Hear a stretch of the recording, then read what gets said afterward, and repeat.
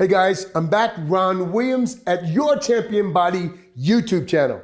We're gonna continue with this series on movement, the importance of movement and the danger of just lifting any kind of way you want to or what feels good. Sometimes you have to go against what feels good and do what's right in order to facilitate your body and keep it healthy.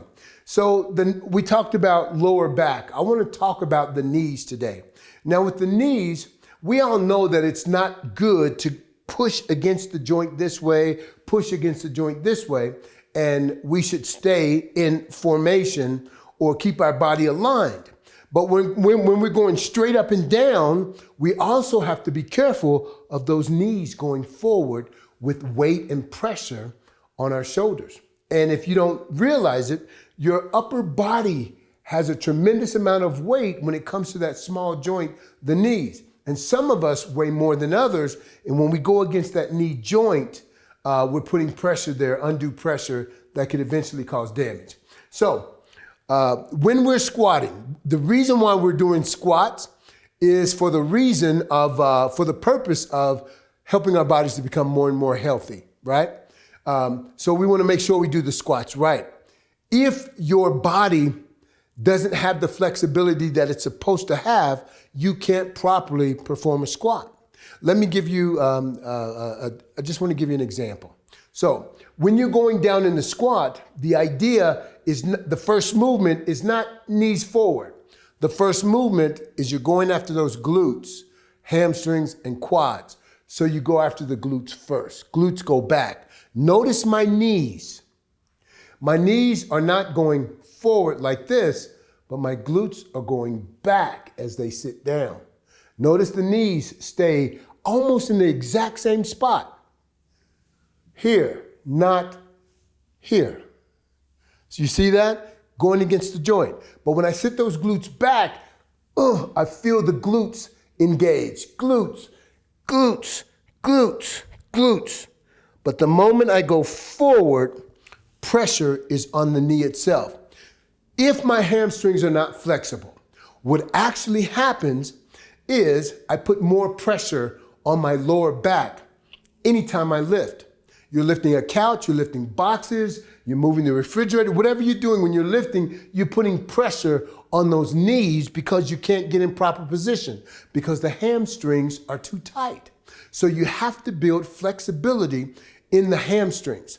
Now, the way you can tell if your hamstrings are tight is just stand up in this position, separate your feet fairly wide, and then try to sit the glutes back and down and see how far they'll go down. If they go to here and all of a sudden, I'm gonna go further, the knees are forced to go forward, that means the hamstrings are too tight.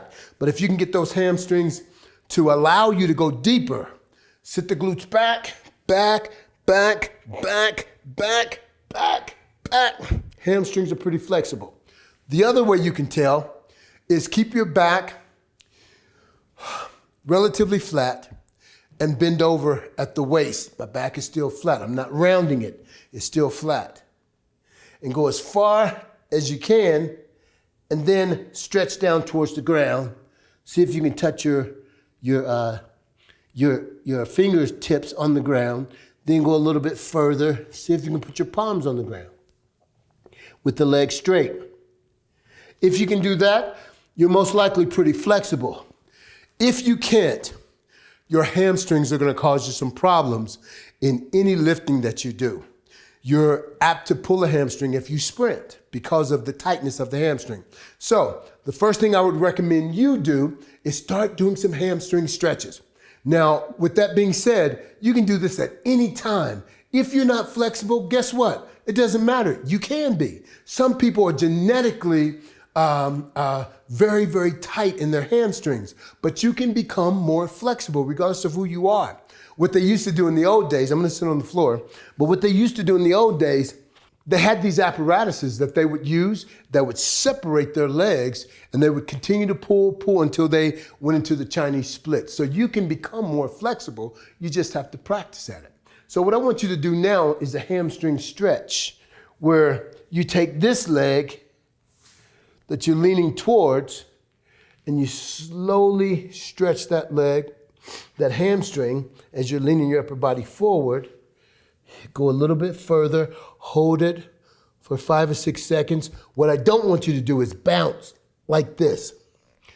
I've seen in track where people would do that when I was younger. They would actually pull their hamstring bouncing on it. So just down and hold. 5 or 10 seconds, down and hold. Tight. Yeah, go ahead and feel it. And it feels like, man, that is far enough. Try it again. Down, ooh, and hold.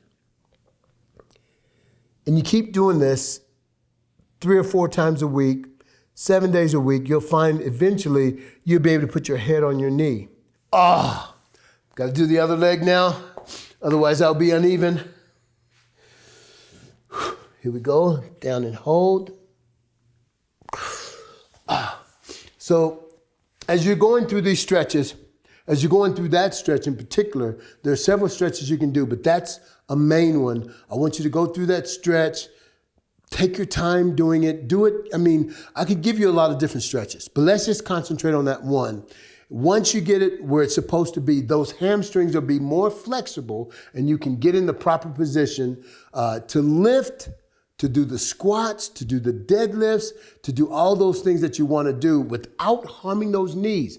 Now, there are other movements that bother the knees, but this is one of the main things. We want to get rid of that extra tension that we're applying to those knees by forcing them to go forward.